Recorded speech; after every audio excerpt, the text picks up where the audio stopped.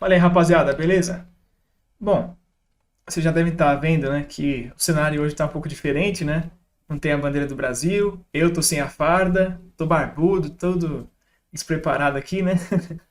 Mas é porque eu tô em campanha, vamos dizer assim, né?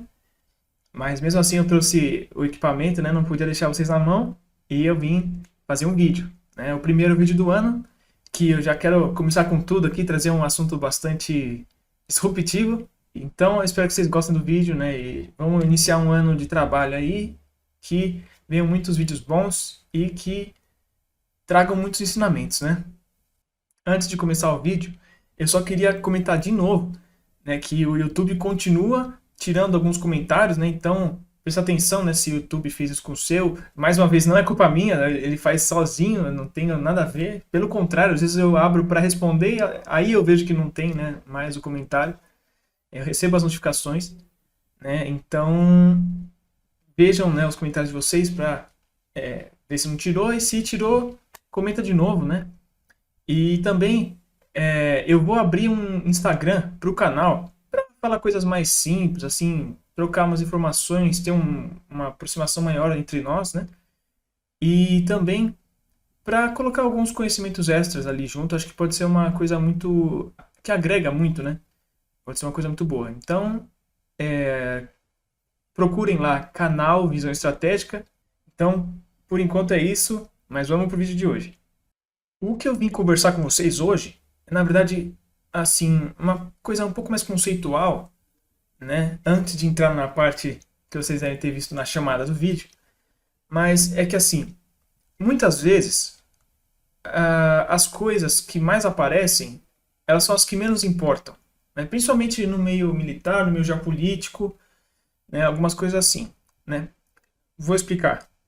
A gente pensa sempre muito, quando fala em exércitos, em forças armadas, a gente pensa nos tanques de guerra, nos soldados em si, né, o equipamento deles, o armamento e tudo mais, nos caças, né, nos navios. Só que, às vezes, isso não quer dizer tanta coisa. Em que sentido que eu estou falando isso? Alguns países têm forças armadas que elas, teoricamente, não são tão fortes.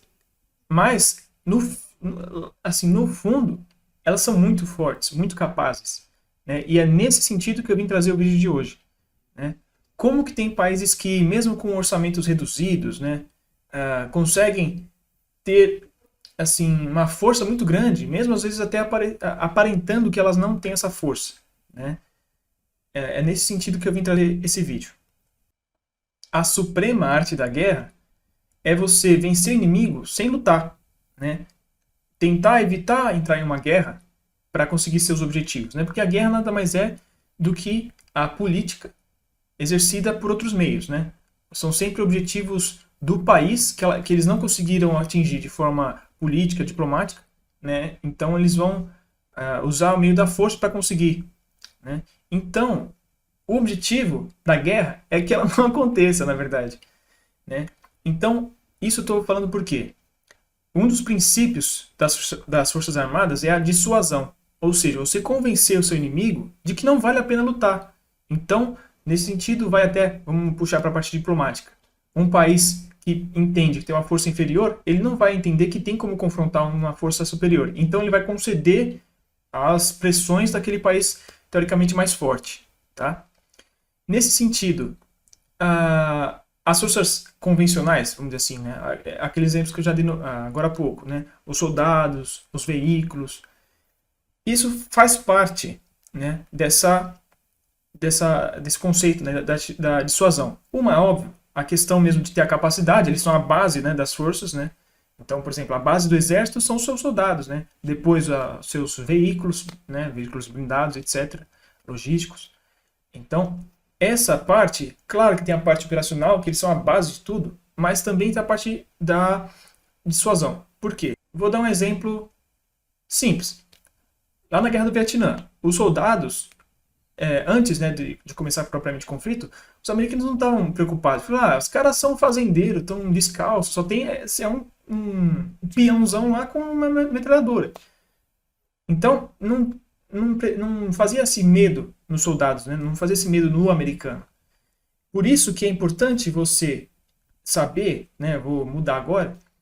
Agora, independentemente de outras coisas, vamos manter por cima. Ninguém quer enfrentar os Estados Unidos. Por quê? Porque você sabe que os soldados americanos são bem equipados, né? E teoricamente são bem preparados também, bastante treinados, né? Isso está em discussão agora, mas eles continuam sendo muito bem equipados.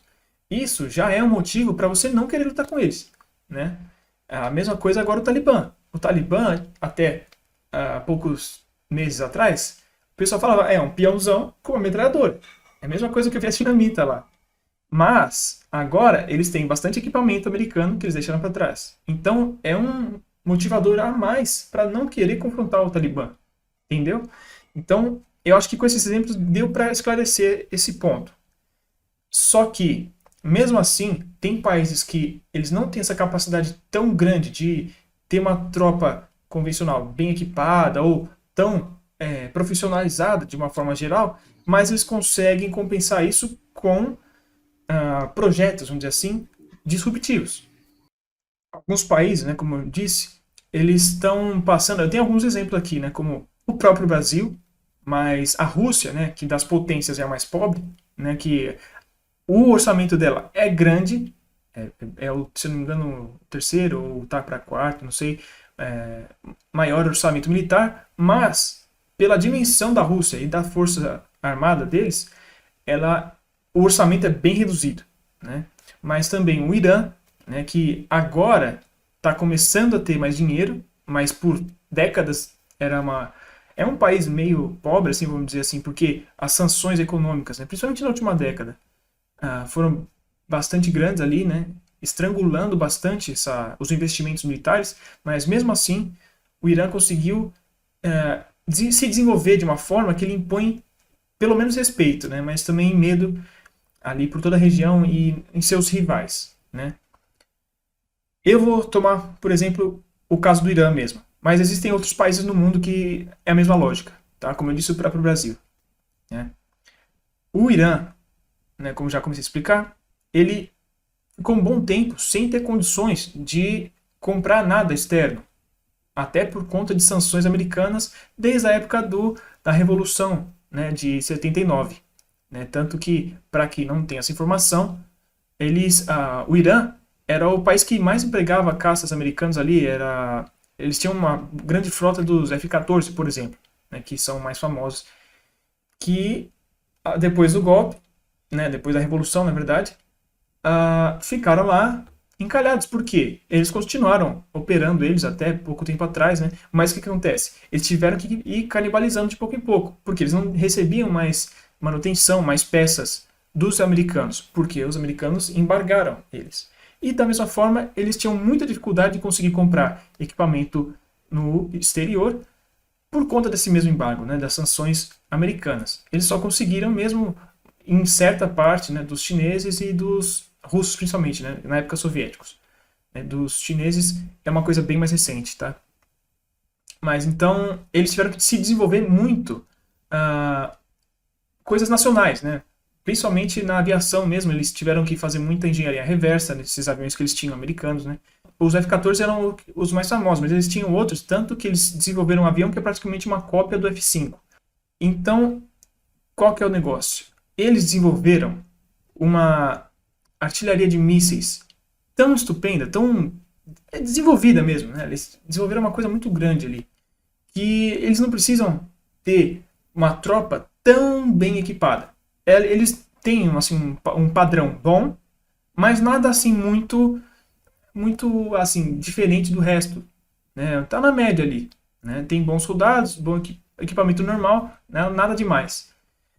Mas os mísseis eles têm uma coisa assim absurda mesmo. Eu vou deixar um link aqui na descrição, né, do canal Arte da Guerra, que foi o cara, esqueci o nome dele, do Homens do Espaço, que ele explica assim detalhadamente cada aspecto da artilharia de mísseis dele, né, do Irã, que vocês vão entender um pouco. Eu já falei, o meu primeiro vídeo aqui no canal, para quem não viu, eu falo um pouco sobre isso, né? Eles têm uma série de mísseis com capacidades diferenciadas, né? Tanto de alcance quanto de munição, né? de explosivos, a capacidade destrutiva.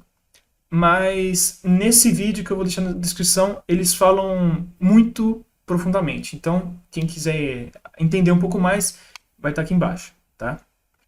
Mas é só para dar esse exemplo de como um país consegue investir em coisas que fazem os seus inimigos, né, seus rivais, pensar duas vezes antes de procurar encrenca, né? Por quê? O Irã tem suas baterias antiaéreas e tal, mas ele não precisa, por exemplo, vai com Israel mesmo, ele não precisa enviar tropa para lá. Ele manda os seus mísseis ali, eles têm em quantidade, em qualidade e bastante diverso. Então ele manda e faz o que ele quiser lá com Israel, só com os mísseis dele. Entendeu? Então ele não precisa ficar se preocupando muito com as outras coisas. Isso eu estou falando de uma forma bem rasa, generalizando, mas para vocês entenderem um pouco essa questão aí, né? E isso também se aplica ao Brasil, né? Porque infelizmente a gente sabe as condições que a gente tem aqui no Brasil, né? Eu tenho uma experiência considerável nessa parte também. A gente tem um orçamento que é totalmente inadequado para nossas dimensões, tanto de país quanto de forças armadas também. Ainda que a nossa, principalmente nosso exército, né, que é a maior força nossa, ele é bem reduzido até pelo tamanho do país, né, se a gente for comparar com outros países, mas mesmo assim é muito inadequado, é desproporcional, né? Mas mesmo assim, também por experiências que eu já tive, né, em vários lugares que eu já visitei, dá para ver que em pontos críticos o exército investe e investe bem, né? E não só o exército, né, as forças armadas investem bem, né? O país ele tem uma atenção para partes críticas que elas fazem total diferença, né? Porque tem coisas que eu vou mostrar alguns exemplos aqui, mas tem coisa que o pessoal nem sabe que existe. E eu vou dar um exemplo mais pra frente que fica muito claro disso, mas o pessoal conversa outras coisas sem ter as informações que eu vou falar algumas aqui. Então, assim, a gente sabe que a capacidade brasileira é muito maior do que ela aparenta ser. Então, além de ser dissuasório, a gente tem uma capacidade real, né, muito maior, né, que é uma coisa muito boa de saber, porque se, por exemplo, tem algum conflito, vamos dizer assim, né, a gente tem uma condição boa de lutar, né, dizendo a grosso modo. Então, eu vou falar aqui alguns projetos, alguns equipamentos, né, alguns meios que a gente tem, que eu considero eles disruptivos, né, eles são estratégicos, porque independentemente eles mudam o jogo, né? Assim, vocês podem perceber algumas diferenças aqui. Por exemplo, tem projetos que não são novos e projetos estratégicos, né, que não estão inclusos nessa minha lista aqui. Mas vocês vão entender a linha de raciocínio que eu estou trazendo aqui. E outra, tem muitos outros, né, não são só esses que eu falei, mas eu trouxe alguns, os que eu identifico como não principais, mas os que eu quero mais destacar, tá? Então, que eu tive até o prazer, né, tem um amigo meu que ele era operador de Astros 20, aliás, Astros 2, e ele me contou um pouco do funcionamento, né, de como seria uma bateria do Astros, né, que é o lançador de foguete, que ele é o projeto do Astros 2020, né, por isso que eu falei errado. Mas a gente tem uma capacidade de saturação, né, de muito longo alcance, que ajuda muito a gente, né? Então, eu lembro que no caso, quando eu conversei com ele, era na época que estava se conversando muito ali sobre uma disputa contra a Venezuela ou contra a Bolívia, né? O que aconteceria. Aí ele me falou, cara, é o seguinte, não precisa de nada, é só colocar eles mais ou menos próximos da fronteira, assim, várias dezenas de quilômetros atrás, coloca umas baterias ali, você consegue atingir cada estrutura vital, né, infraestrutura crítica do outro país, acaba o país, acaba a guerra. Você não precisa acabar com todas as tropas, você não precisa invadir a capital do inimigo. Hoje em dia, é a mesma coisa do Irã. Você bombardeia pontos críticos. A mesma coisa que eu falei também no caso da Rússia na Ucrânia. Você não precisa atacar, não precisa invadir e ter uma guerra prolongada. Hoje em dia, míssil, foguete, né, míssil tático de cruzeiro, essas coisas. Cara, você acaba com o país, acaba a guerra pro cara. Você destrói toda a infraestrutura do cara. Como que ele vai manter a guerra mesmo, né?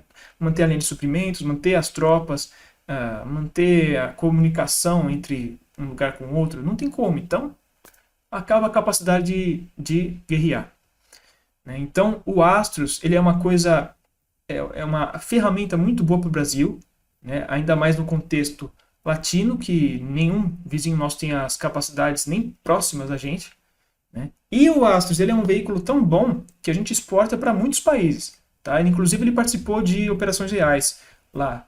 Se não me engano, tanto a Arábia Saudita, se eu posso enganar, mas até o Iraque utilizou na guerra Irã-Iraque, se eu não me engano.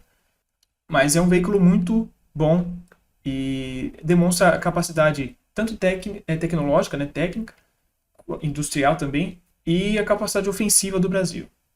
Um outro projeto nosso que eu enquadro como um dos mais importantes, né, esse com certeza é um dos mais importantes, e também tem a ver com a mesma questão do Irã, também com a Rússia, e a própria questão do Astros também, é o AVTM ou MTC-300, né, que é o nosso míssil tático de cruzeiro. O míssil tático de cruzeiro, ele é que nem o Tomahawk americano, né? É um míssil que ele tem ele é de muito longo alcance, né? Eu comentei assim, de uma forma grosseira, no Astros, mas o Astros, ele é um míssil convencional, míssil de alcance convencional, aí varia bastante, mas o míssil tático de cruzeiro, ele tem uma capacidade de ser muito mais distante, né? O MTC-300, até esse 300 é por causa disso, ele tem alcance teórico de 300 km, que já é muita coisa. Tá? Imagina você atingir um alvo a 300 km, você está totalmente fora de perigo, totalmente atrás das linhas defensivas e consegue atingir o seu objetivo. Né? Só que, na verdade, o que se acredita, né, é que esse 300 é só porque tem uma legislação internacional que ele impede a venda desses mísseis acima de 300 km.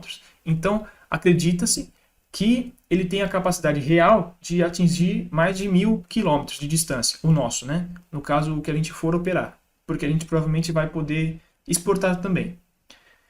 E eu não preciso explicar muito, vocês já entenderam como funciona com o Astros, com isso aqui é muito maior, né? Vários exemplos que a gente vê, notícias lá dos americanos, que eles bombardeiam um lugar longe, tal, de submarino, ou saiu de um avião, ou de qualquer lugar, geralmente eles usam esse tipo de míssil.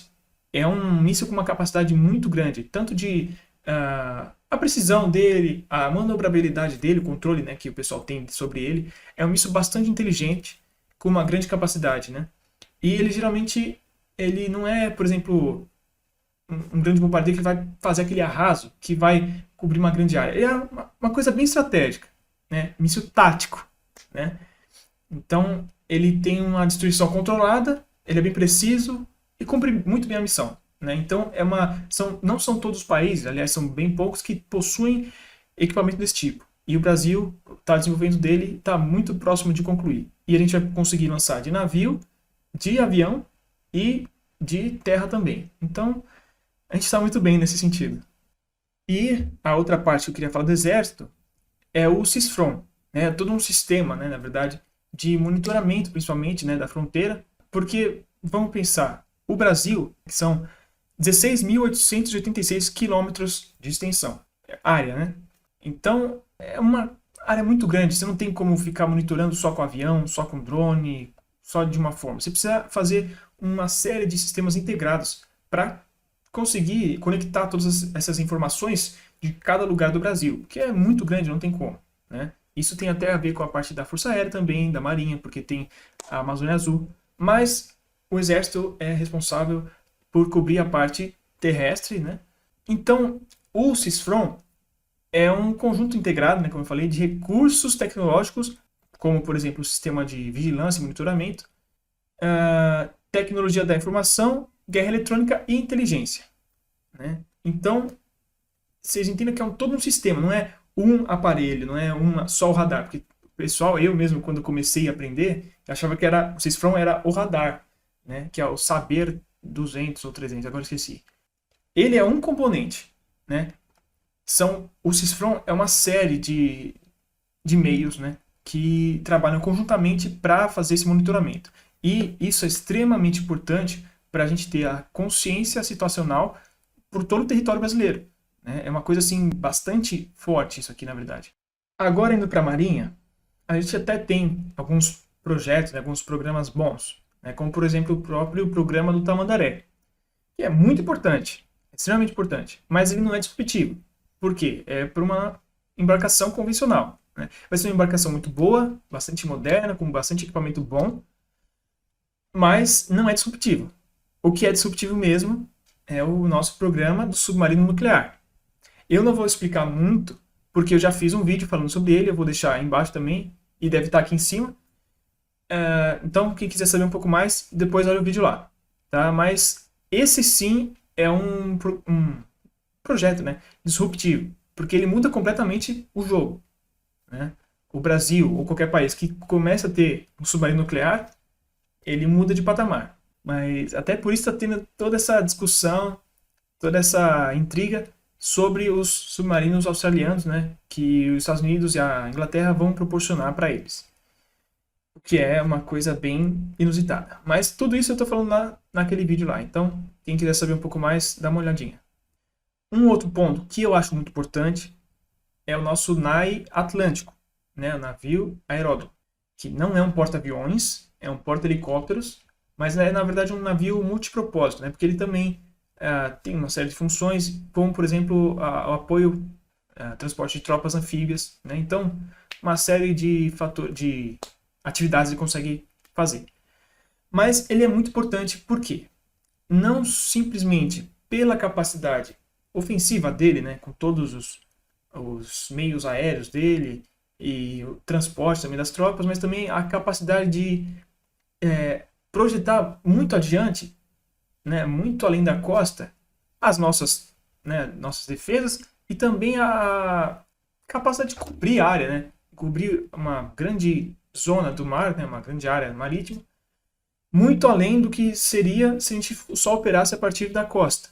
Né? Então, isso é muito importante, porque a Amazônia Azul é extremamente grande, né? Não dá para contar se for só com a parte baseada em solo, né? Baseada na costa, não tem como, é muito longe, é muita água, e a gente precisa de veículos como o Atlântico para conseguir cobrir tudo isso. Né? E mesmo assim é difícil, né? E por isso que precisa dos tamandaré, dos submarinos, etc. Né?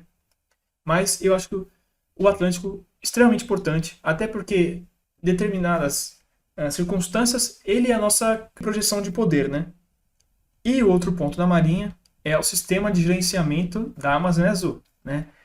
Como eu expliquei já, a Amazônia Azul é muito grande e não dá só para contar com os navios, aviões que saem da costa, essas coisas, né? Então, o que acontece? A gente precisa de um sistema como é o CISFRON do Exército, né? Que eu expliquei.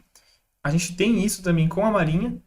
É um sistema integrado, né, com vários meios, só que agora voltados totalmente para a Amazônia Azul, ou seja, nossa zona marítima, vamos dizer assim. E ele aumenta muito a capacidade de resposta a eventos que representam uma ameaça. Né? E a mesma coisa com o CISFRON. Né? Ele aumenta a nossa consciência situacional, ou seja, se aparecendo alguma coisa, a gente vai ter as informações para conseguir planejar e agir de acordo. Né? Então, eles são muito importantes por conta disso. Agora, na Força Aérea, tem dois que são bastante importantes, só que eles já são mais manjados, vocês já devem imaginar. O primeiro, também já fiz um vídeo falando, né? Eu vou deixar também aqui em cima, vocês devem estar vendo, e eu vou deixar na descrição, que é o caça Gripen, né? O F-39. Eu expliquei muito bem lá no outro vídeo, né? Então também mesma coisa, se quiser saber melhor, depois que acabar esse vídeo, você dá uma olhada nesse. Mas o que acontece? O Gripen é desculpa a palavreada, mas ele é um puta avião. Ele é um avião extremamente foda. Ele é muito capaz. Né? Ele é um avião muito superior a praticamente todos os outros, tanto que a comparação que faz são com os aviões que se falam, né, de quinta geração. Ele, teoricamente, é de 4,5 Plus. Um monte de... Esses negócios eu já não gosto de ficar falando assim, porque eu acho que é meio relativo. Mas comparam eles com os mais capazes também. Porque o Gripen, ele é um avião com muitas tecnologias embarcadas que são muito superiores às dos outros caças convencionais. Né? Como, por exemplo, para mim o principal é a questão da guerra eletrônica, que para mim é o futuro da guerra. Né? E outras várias coisas, né? Como ele tem alguns armamentos que vão nele que são extremamente avançados, como, por exemplo, o IRIS-T, eu vou chamar assim. Mas, de qualquer forma, são assim, armamentos, né? O Gripen em si, o sistema Gripen, né? Somando todos os sistemas dele, o armamento e tudo mais. Ele é extremamente capaz de mudar o jogo também, vou falar assim para todos. Ele muda totalmente, ele é desbalanceador, né? O Brasil tendo o F5 está em um patamar, tendo o Gripen vai para outro muito acima, né? Em questão de guerra aérea, muda da água para o vinho, para ser sincero. E o outro que também eu acho muito importante, né? Ele não tem tanta atenção, assim, ele tem bastante atenção, mas não da forma que eu gostaria, não da forma que eu penso, que é o KC-390. Ele é muito importante, muita gente já sabe dele, estuda ele, ele é bem conhecido, só que a capacidade logística que ele permite, isso é um fator extremamente estratégico para o Brasil. Até, como eu já falei, pelas dimensões do Brasil, eu já falei um pouquinho sobre isso. Eu acho que também no mesmo vídeo lá do Gripen, agora, o tamanho do Brasil, vocês sabem muito bem, né? Como todo brasileiro sabe o tamanho que é o Brasil. Tem muitas coisas que elas não dá para ser transportada assim, de outra forma que não seja por avião, né? Por exemplo, lá para a Amazônia mesmo, isso eu vi até com meus próprios olhos. Tem lugares que você não consegue levar nada se não for de barco ou de navio. Só que tem coisa que não dá para ser de navio. De barco, na verdade, né? Porque navio tem lugar que não vai. Então, a capacidade logística, né? Vamos resumir bastante. A capacidade logística do Brasil vai também para um outro estágio com o Gripen, com o KC-390. Por quê?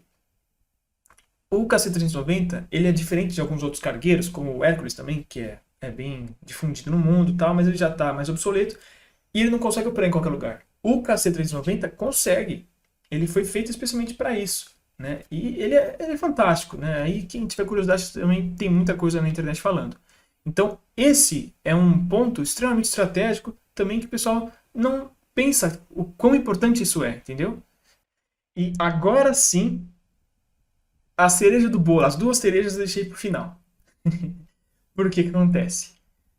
Algumas coisas são tão despercebidas aqui que levam o pessoal a pensar algumas coisas, né? A não entender totalmente como que tá a situação. Vamos dizer assim. Porque, assim, em certa parte, eu vou dar exemplo logo, vai. Se fala muito da questão da guerra antiaérea brasileira. Porque tem um ponto certo. O exército brasileiro não tem um meio de longo alcance. Nem de médio, na verdade. Ele só tem os Gepard, que são de curto alcance. Né? Então, não tem, por exemplo, um S-300, um S-400. Mas por que isso? Porque a gente tem uma doutrina que ela é diferente. O Brasil, vamos dizer assim, bem por cima, ele não acredita que tem a possibilidade de confrontar seus vizinhos aqui sul-americanos. Até porque a gente tem uma relação muito boa com praticamente todos e é um continente relativamente pacífico. Então, a maior parte da nossa atenção vai para o Atlântico, né? Que a gente acredita que as nossas principais ameaças virão lá de fora, né? Então, nesse sentido, o que adiantaria muito ter um lançamento, um equipamento antiaéreo na costa, que ele tem um alcance até certo ponto só. A doutrina brasileira é baseada, e tem uma boa parte, no que eu vou falar agora. A gente tem um avião na Força Aérea, são dois, né? Mas eu vou começar por um primeiro, que é o E-99. Resumidamente, ele tem um radar em cima dele. Ele é um radar de alerta aéreo antecipado. Ou seja, o que acontece? Ele vai dar o alerta aéreo antes. Explicando. Ele vai voar lá na frente, muito depois da costa brasileira. E vai ter um radar, é um radar móvel, entendeu? Só que em cima de um avião. Então ele vai estar lá na frente, quando ele detectar, ele passa a informação, né? Ele passa para a base e a base vai despachar os seus caças, né? Aí virão os Gripens. E vão resolver lá longe essa possível ameaça aérea. Não precisa de uma bateria antiaérea aqui na costa, porque eles já vão ser resolvidos muito mais adiante, entendeu? Então esse é um ponto que é extremamente estratégico, relativamente é simples, mas ninguém sabe quase disso, porque ninguém nem conhece o E99. Então, por isso que tem muito canal aí o pessoal não estuda, pessoal, tem um monte de gente aí que o cara não tem nada a ver, o cara não estuda e começa a falar um monte de bosta. Desculpa aí. Mas é verdade, né? Tem um canal que é muito famoso que eu não acredito. Tem cada coisa que o cara fala, o cara é tipo contador. Vocês devem saber muito bem o que eu tô falando, mas eu acho que eu não lembro agora se o cara é contador ou se ele é de TI. E não estuda. E fala um monte de besteira, né?